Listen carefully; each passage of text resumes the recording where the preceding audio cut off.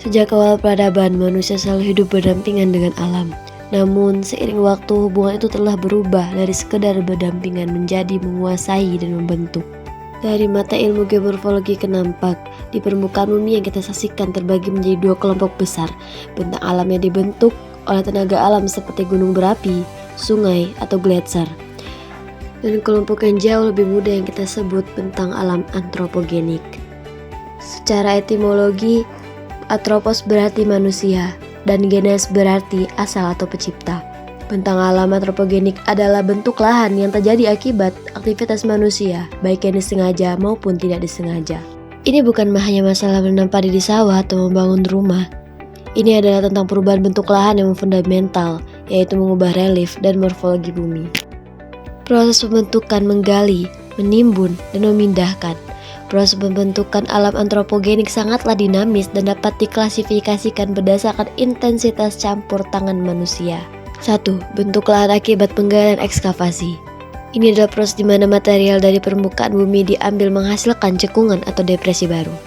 Contoh taman terbuka open pine mines. Proses manusia menggunakan alat berat untuk menghilangkan lapisan tanah dan batuan di atas overburden guna mengambil mineral di bawahnya.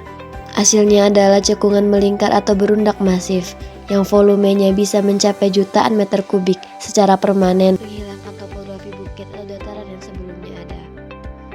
2. Bentuk lahan akibat penimbunan akreasi.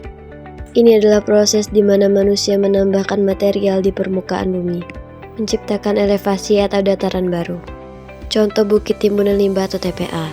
Proses akumulasi sampah atau sisa material pertambangan spoil haps selama bertahun-tahun. Timbunan ini membentuk bukit buatan yang tingginya bisa menyamai perbukitan alami, mengubah garis horizon suatu wilayah.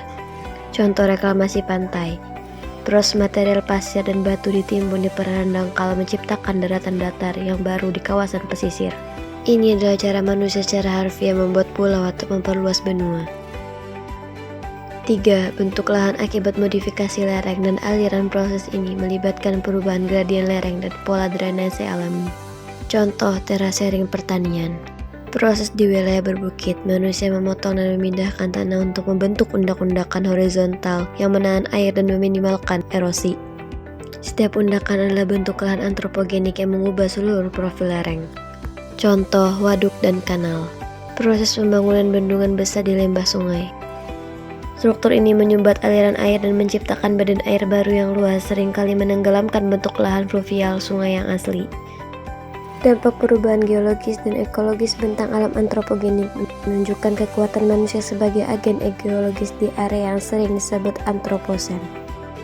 Namun, perubahan masif ini membawa konsekuensi lingkungan yang serius, erosi dan sedimentasi. Aktivitas seperti penggundulan hutan untuk pertanian atau pertambangan secara drastis meningkatkan laju erosi.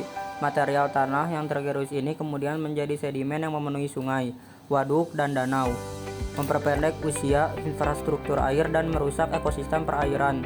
Perubahan hidrologi, pemotongan lereng untuk jalan atau pembangunan permukiman dapat mengubah pola aliran air permukaan dan muka air tanah yang berkontribusi pada bencana seperti tanah longsor dan banjir di hilir.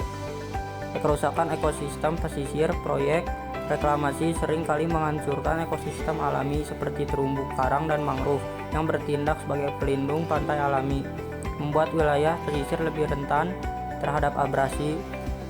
Penurunan kualitas lingkungan bentang alam yang diciptakan untuk pembuangan limbah TPA menjadi sumber utama polusi tanah dan air, melepaskan zat-zat beracun ke lingkungan sekitar.